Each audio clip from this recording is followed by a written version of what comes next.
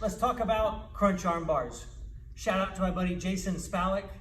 This dude has chewed up and spit out many of my elbows. Anyway, I want to talk about this technique. It's super fundamental and it takes advantage of a very predictable moment in a sparring match. We're going to talk about being in your closed guard, right?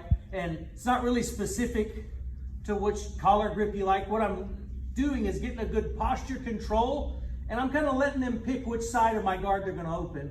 Okay, I see this hand pushing on the knee, and I'm looking through this window right here. I'm looking to gain control of his elbow, and by sliding my hand underneath and catching the bend of the elbow and shelving that hand up onto my shoulder. And then I'll use their hip against them, and I'll extend this leg up. I'll kind of pick my hip up, and I pivot, make a hip escape happen.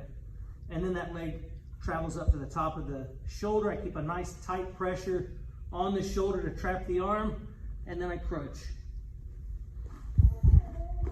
Okay, pass again. One of the small details that I do, I kind of like to be in charge of when my guard opens. If I try to hang on to the last moment and he's able to get the guard open, he's most likely going to pin it to the floor and move to step 3, 4, 5 in his guard pass. What I'll do is I feel that downward pressure, and I'm going to release my guard in a way that makes that downward pressure, it kind of like has his arm travel towards me. I kind of kick this knee up and out so that this arm comes a little bit closer and I can catch it.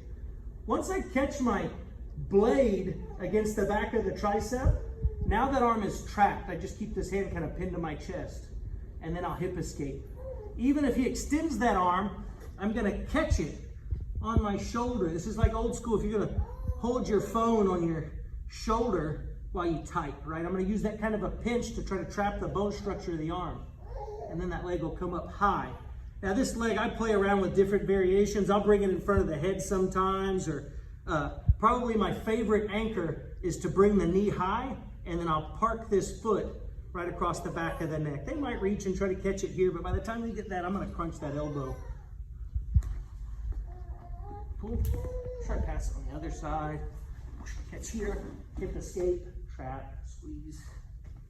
Really rock solid technique. What I really like about it is you can grab a partner, and once you get familiar with it, you can really crank out some reps. You go one side,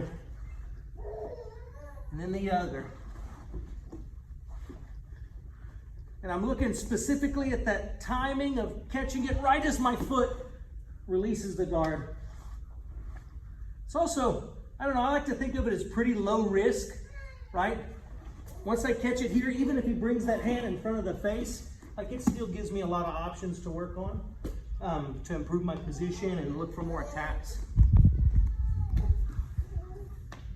Cool, hope you enjoy that. Catch you later.